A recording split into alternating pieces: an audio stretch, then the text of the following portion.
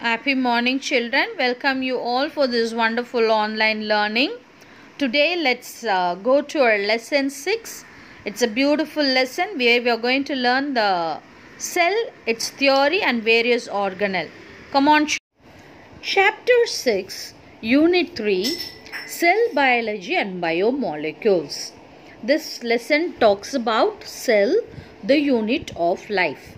It has got 9 main topics, that is discovery of microscopes, then comes the cell theory, cell type, plant cell and animal cell, the various organelles present inside it, nucleus, flagella, and the cytological techniques that is used to identify.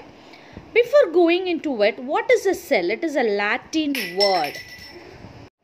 Let's move to the discovery of the cell. This was first done by Aristotle, 384 to 322 BC. Is the first to recognize that animals and plants consist of organized structural units. But he was unable to explain what it is. He found out that there is some unit in both animals and plants. So that is the first man to do it is Aristotle. Then comes the second person, Robert Hooke, 1635 to 703. He observed something which looks like honeycomb and he called it as great little boxes. Then later on named it as cell from the cock tissue in 1665, and he has written it in his Micrographia. So this is about Robert Hooke. Then comes the third person, Antony von Leeuwenhoek. He observed that unicellular particles and he called it as animal quills, as how we call it as molecules. He called it by a name called animal quills. Followed by Antony von Leeuwenhoek comes Robert Brown. He described the spherical body in the plants and he called it as nucleus. Then followed by Duchcott. Then comes Matthias Sheldon. He is a German botanist, and Theodor Schwann. He is a German zoologist.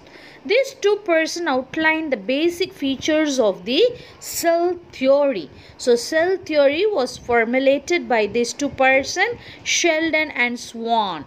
Next comes the last person would be Rudolf Virchow.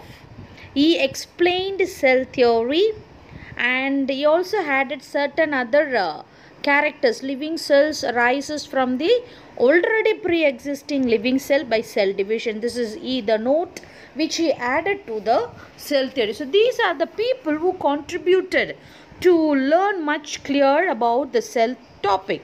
Now let's look into the to study about a cell, we need to know about microscope. So microscope plays an important role. It is an instrument which can magnify the things in a cell. So to understand that, we have to learn three definitions. First is a resolution. It is a power or resolution refers to the ability of the lens to show the details of object lying between 2 points. So how much clearer they could show, it is called the resolution. So resolution equal to 0.61 lambda by Na, where lambda is equal to wavelength of the light and Na is the numerical aperture. So how much detail we can look into an object is called the resolution.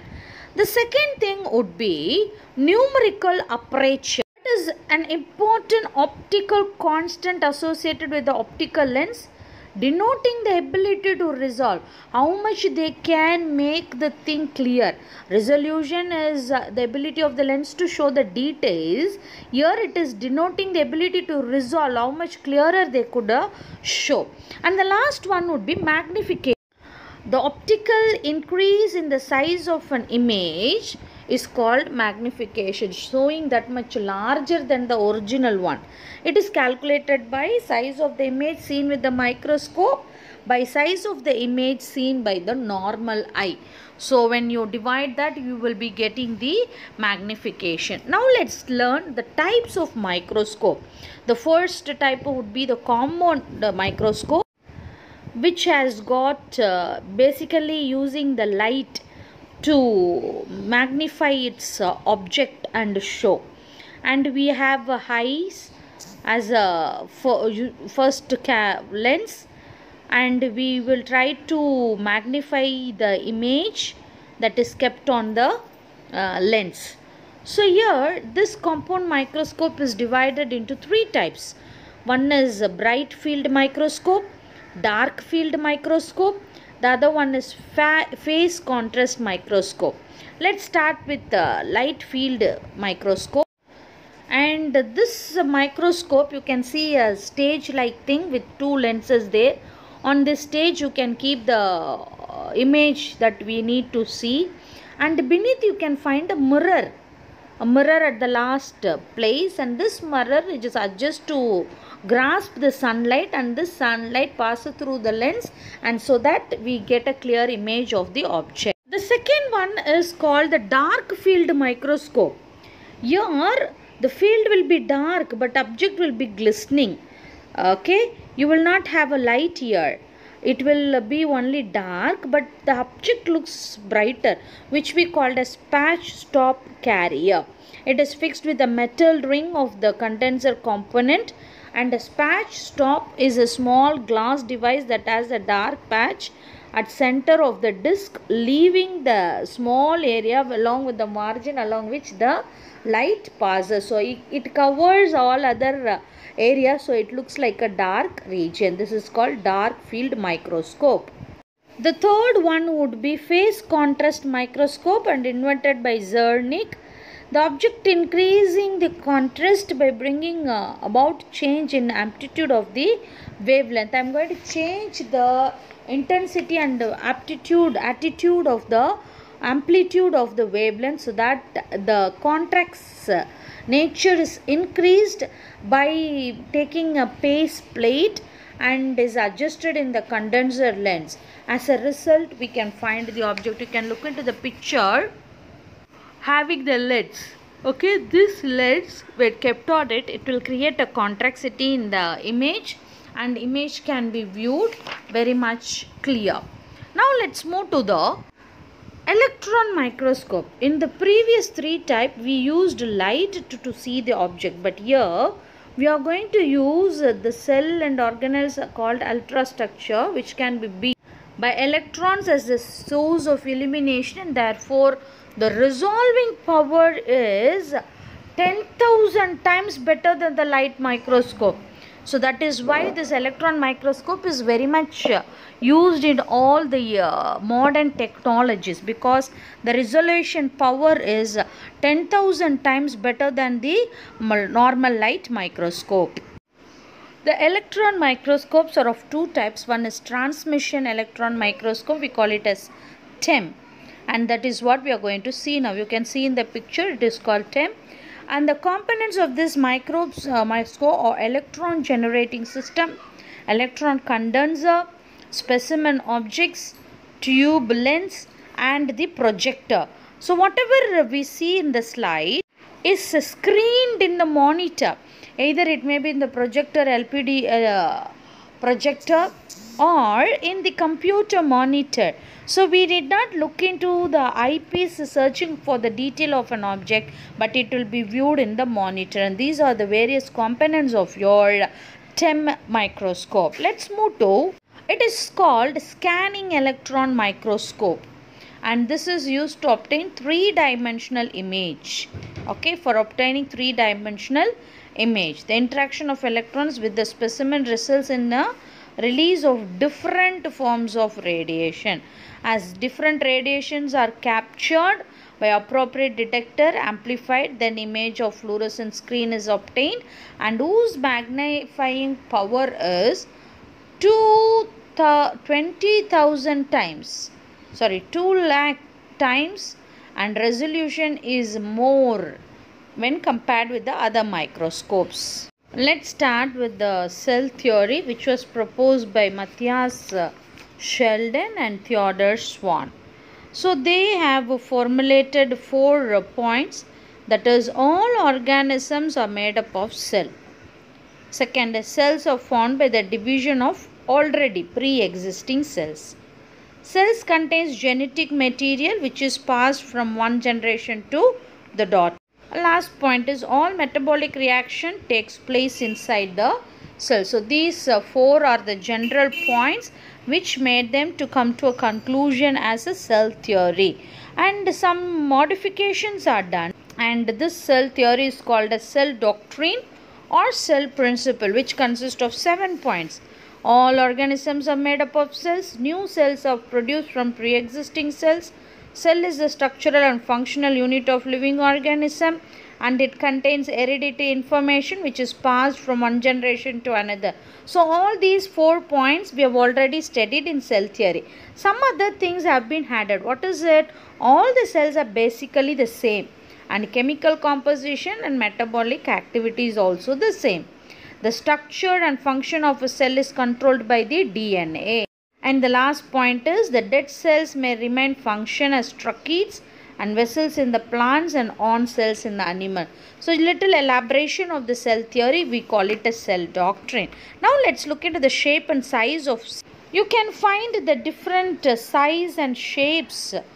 We'll start with the virus, which is 0.004 to 0.1 micrometer, and it keeps on going. Plasma, then the bacteria, RBC, BCA, then comes the plant cell, chicken egg, and the biggest of the cell is ostrich egg. The very small cell is going to be virus, and the biggest one which we can see in our naked eye is the egg of an ostrich, which is about 50 to 150 millimeters. So these are about the types and shapes.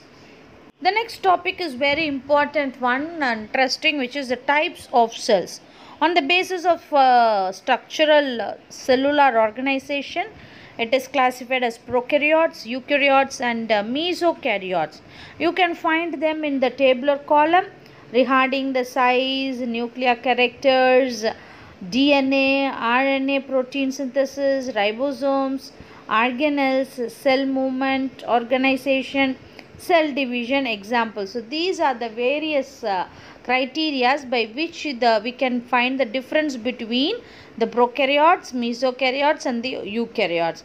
Prokaryotes are about 1 to 5, and the meso is 5 to 10, and eukaryote is 10 to 100 nanometers. And you can find the difference between them, and you can classify it accordingly. Let's learn about the cell wall. Okay, the cell wall consists of 3 different layers. The first one is called the middle lamella. This middle lamella is the cementing layer between this cell and the adjacent cell. This is the second cell, okay? The second cell on the other side. So for that side also it is a common, and for this cell also it's common. So middle lamella is called the adjacent. It is a middle wall for both the adjacent cell. Okay. Next to the middle lamella you got the primary wall. This line is called the primary wall. Then you will have the secondary layers. Okay. This is called the secondary layer. So middle lamellae, primary wall, followed by the secondary. We call this secondary as S1 layer. Followed by this S1 layer, you got another layer which is called the S2. To differentiate it, I am just drawing with the zigzag lines. Okay. So zigzag lines indicates it is S2 layer. This is S2 layer, which is little thick in structure, called the S2. Then followed by S2, you got one more layer called the S3 layer. Okay. This is S3 layer. So altogether, we got 3 secondary wall. 3 secondary wall. S1, S2, S3. So it starts with middle lamella, primary wall, and secondary wall. Secondary wall consists of S1, S2 and S3. So this is about the cell detail. Now let's see on the adjacent side what's happening. Here also this is a middle lamella. You got a primary wall here. Then followed by the primary wall, you got the secondary wall S1. Followed by S1, you got the S2. Followed by S2, S3 is here. Okay. So this is of one cell and this is of another cell. Okay. This is the another cell structure. Now, in between these two cells, you are going to have a channel. You are going to have a channel. We are going to have a opening which is connecting one cell with the another cell. We call this as the plasmodesmata. It is called as plasmodesmata. So plasmodesmata is a connection, it is a channel connecting one cell with the another cell. So it partitions, it paves ways, it is a tunnel like. So through which the content from this cell is transferred to the next cell. So cell wall, in between two cell wall, we call the plasmodesmata or decimata. So this helps in the transfer of material from one place to another. So this is about the cell wall. Let's now look into the parts of the plant cell. So I am drawing a plant cell wall here. The cell wall consists of outer membrane,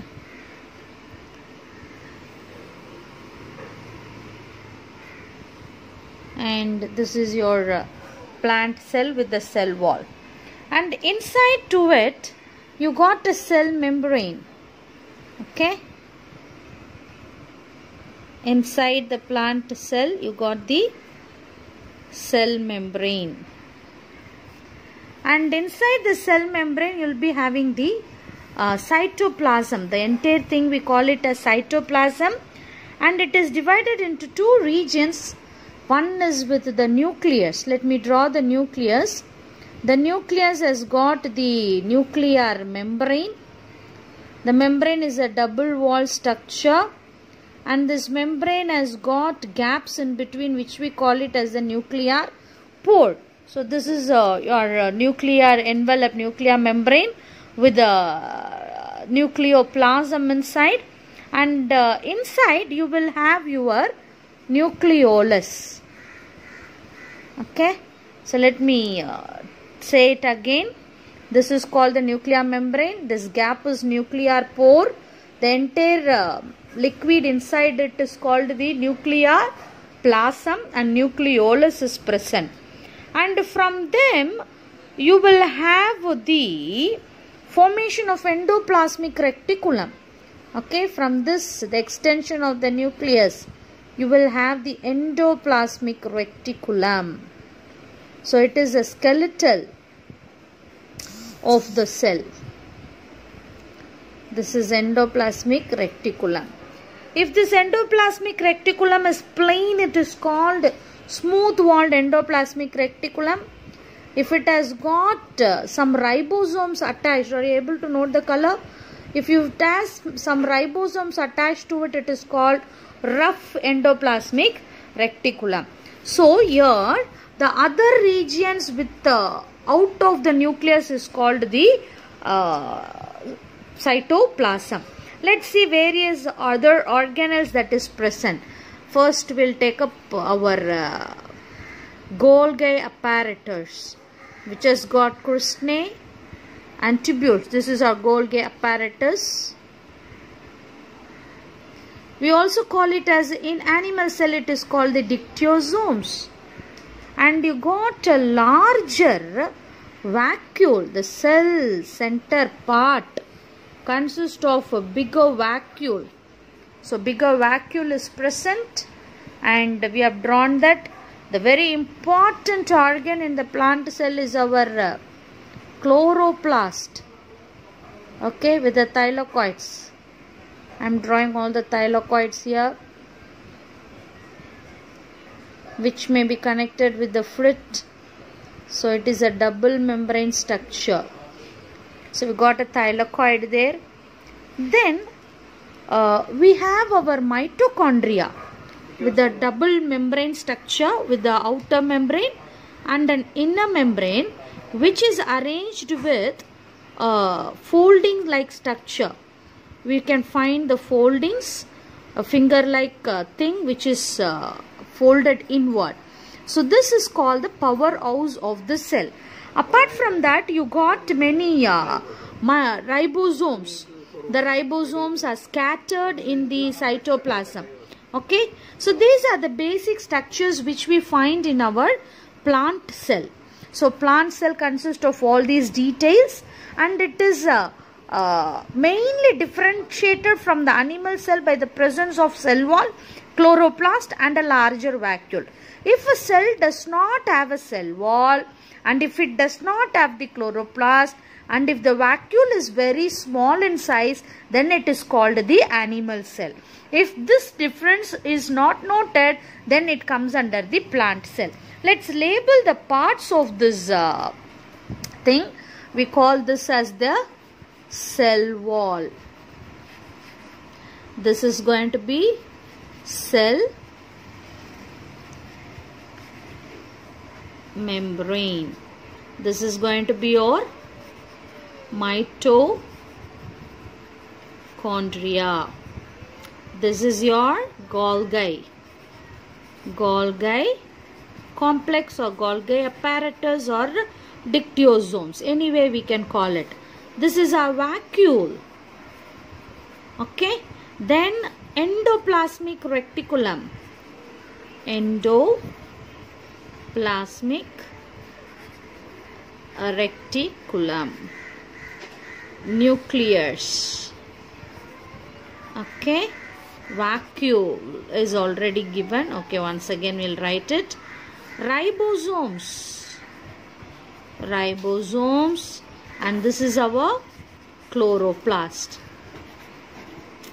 Fine. And this region we call it as the cytoplasm. So these are the various parts we can find in a plant cell.